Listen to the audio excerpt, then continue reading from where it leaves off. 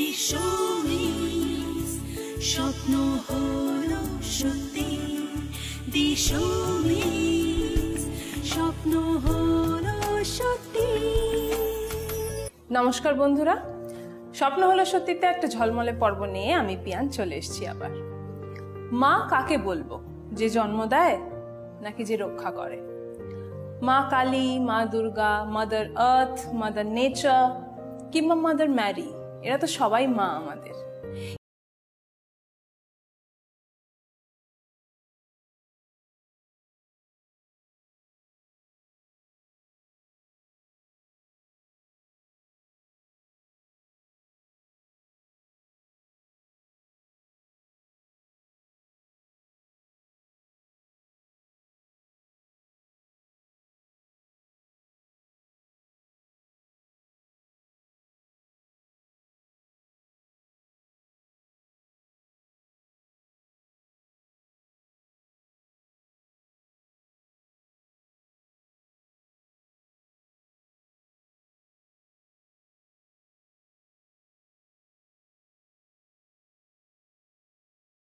এটা শুনে খুব ভালো লাগলো প্রিয়ান, যে সত্যিকারের না, যেমন ক্যান্ডিকে ছোটবেলা থেকে বড় করেছি, মাইলোকে বড় করছি, ক্যান ফ্রেশ, ক্যান অ্যাক্টিভকে বড় করেছি, তারপরে বহু প্রোডাক্ট এসছে সেগুলোকে বড় করেছি, তাদের যখন দরকার লেগেছে তাদের শিক্ষা দিয়েছি, তাদেরকে চেঞ্জ করেছি, কালার চেঞ্জ করেছি, কন্টেনার চেঞ্জ করেছি। সো অবভিয়াসলি যে কোনো মহিলাই এই মায়ের স্থানটা পাওয়ার জন্য কিন্তু সারা জীবন ফাইট করেন। তো আমার মনে হয় যে হ্যাঁ, আমি আমার প্রোডাক্ট থেকে আমার প্রোডাক্টগুলোকে যে বড় করতে পেরেছি, মাইলোকে এখন অনেক মোর টু গো, বাট ক্যান্ডিকে অনেকটাই বড় করে ফেলেছি। এবং ও এত সুন্দর করে ভাবে, প্রোডাক্ট নিয়ে ভাবে, এত সুন্দর সুন্দর আইডিয়াস, ওর ইনোভেটিভ আইডিয়াস ওর এত বেশি, মানে আইডিয়া করতে পারবে না। সেদিনকে আমাকে বলছিল যে মাম্মা একটা প্রোডাক্টের নাম নিয়ে এসেছিল, ও ফিউচারে হয়তো এটা নিয়ে ভাববে, আমি এক্ষুনি বলবো না, বাট ওর আইডিয়াসটা এত সুন্দর ছিল যে আমি বললাম ও মা, মানে এই আইডিয়াটা তো জীবনে কোনো দিন ভাবিনি, বাট আমি সেটাও শেয়ার করবো না, because it's her idea, she will come back with the idea. তো এটা এখন শেয়ার করাটা উচিত নয়। বাট তখন মনে হচ্ছিল যে এটাই কি সেই পুচকি একটা গলার কাছে দিয়ে গেছিল, সে আজকে আমাকে আইডিয়াস দিচ্ছে। সো হ্যাঁ, এই একটা জায়গায় আমার বলতে পারো যে আমার জীবন পরিপূর্ণ। সত্যি কথা বলছি, আমাদের জীবনে এমন কিছু প্রবলেম তুমি সলভ করে দিয়েছো, সেটা বোধহয় হয়তো সবসময় বলে ঢেরা পিটিয়ে হয়তো সবাই মানে চিঠি লিখে তোমাকে থ্যাঙ্কস জানাতে পারবে না, কিন্তু এভরি ডে যখন তোমার প্রোডাক্ট ইউজ করে এবং সেটা ইউজ করার পর একটা হ্যাপি ফেস নিয়ে তারা বাইরে যায় কিংবা ঘুমোতে যায় কিংবা ঘুম থেকে ওঠে, ইচ টাইম দে স্মাইল, তো আমার মনে হয় তোমার কাছে একটা করে থ্যাঙ্কস এসে পৌঁছায়, আসে ইচ টাইম দে স্মাইল। এবং আমাদের বিভিন্ন সোশ্যাল মিডিয়ায় আমাকে থ্যাংক ইউ জানায়, আমাকে প্রত্যেকদিন হেল্পলাইনে থ্যাঙ্কস জানাচ্ছে, এটাই কিন্তু পাওয়া।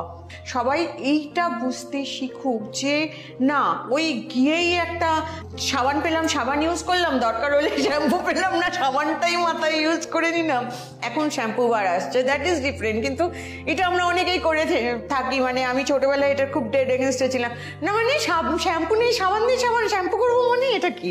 তো এইটা না করে আমার যেটা দরকার, আমরা জামা কাপড়টাও তো ভেবে পড়ি যে এটা আমাকে ভালো লাগবে, why not for skin, hair, যেটা আপনার সাথে আছে, যেটা মানুষ দেখছে, এইগুলো কিন্তু আজকের নেক্সট জেনারেশনকে দিয়ে যাওয়ার, শিখিয়ে যাওয়ার, যে এইটা করলে কিন্তু আমরা আজকে যেটা লড়াই করছি, এই মোটা হয়ে যাচ্ছি, কেননা প্রচন্ড তেল মশলা দিয়ে রান্না না করলে আমরা খেতে পারি না, আমাদের টেস্ট বাড চেঞ্জ হয়ে যাচ্ছে, মানুষের টেস্ট বাড চেঞ্জ হয়ে যায়। কিভাবে?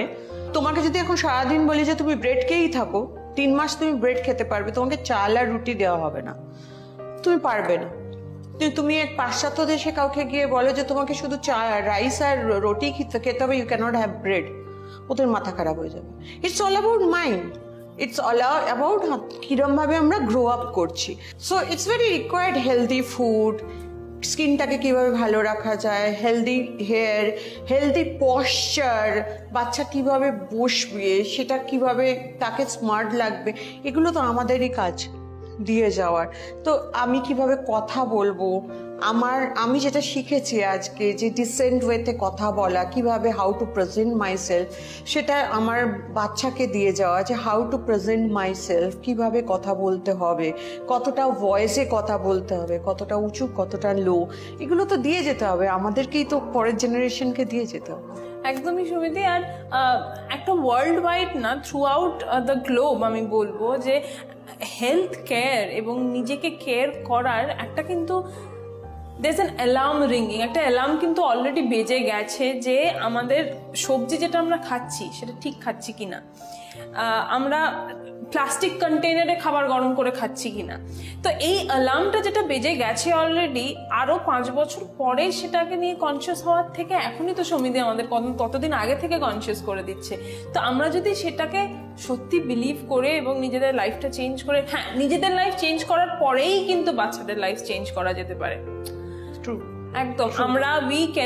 আমরা একদমই সেটা নয় যে আমি বাচ্চাকে শুধু চাপিয়ে দেব এইটা তোমার রুল, তুমি এটা করবে ওইটা করবে না, এটা কিন্তু হতে পারে না। যতক্ষণ না তারা দেখবে তাদের পেরেন্টসরা অত্যন্ত ডিসিপ্লিনড এবং সেই জিনিসটাই করছে যেটা আমাকে বলছে করতে, বাচ্চা কিন্তু অটোমেটিক্যালি শিখে যাবে। ইউ আর আ মাদার, আমি বলছি এই কথাটা, ইউ উইল নো বেটার। কি মনে হয় এটা? একদম সেটাই মনে হয়, কারণ না হলে সে তো 12 বছর বয়সে বা 11 বছর বয়সে মাছের ঝোলটা ছেড়ে আপনার খুব সুন্দর তেলকইটা খাওয়া শুরু করে দেবে। But তেলকই খাওয়া is not harmful, কিন্তু সে যদি রোজ দেখে যে বাড়িতে সারাক্ষণ এটাই রান্না হচ্ছে আর আমার জন্য আলাদা করে হচ্ছে, তাহলে সেটা মুশকিল। তো সুতরাং এটা not harmful, 1 day in a week or twice in a week it's okay, কিন্তু বাকি টাইমটা যদি আমরা খুব সুন্দর করে হেলদি খেতে পারি, একটু লিপিও সিরাপ খেলাম লিভারটাকে ভালো রাখার জন্য, মানে এটা এখন তো অনেক দেশে এটা চলে এসছে, আমাদের দেশে আমরা অনেকেই হয়তো জানি না যে vaccine is a good way. এখনই যদি আমি বলি যে ঠান্ডা লাগার জন্য 1 বছরের জন্য ভ্যাকসিন নিয়ে নিন বা হেপাটাইটিস বি এর ভ্যাকসিন নিয়ে নিন, সবাই বলে ও মা ভ্যাকসিন নেবো, ওষুধ খেয়ে ঠিক করবো। ছোট ছোট বাচ্চাদের আমরা ভ্যাকসিন দিই, দ্যাটস বিকজ অফ তাদের ভেতরে অ্যান্টিবডিজ চলে আসে। So there are so many things, হয়তো কিছু মিথ আছে, হয়তো আমরা চেঞ্জ করব, বাট হ্যাঁ নেক্সট জেনারেশন আপনাকে দেখেই বড় হবে। একদমই সত্যি কথা। এবং তার সাথে যদি একটুখানি এক্সারসাইজ ঢুকিয়ে নেওয়া যায়, মানে আমি বলি না সমিতি যে ইউ আর সত্যি, you are a true solution to everything and you are true inspiration to everything. একটা ছোট্ট বিরতির সময় হয়ে গেছে বন্ধুরা, আরো অনেক সলিউশন, আরো অনেক আলোচনা নিয়ে এক্ষুনি ফিরে আসবো ছোট্ট একটা বিরতির পর, কোথাও যাবে না। স্বপ্ন হলো সত্যি, স্বপ্ন হলো সত্যি।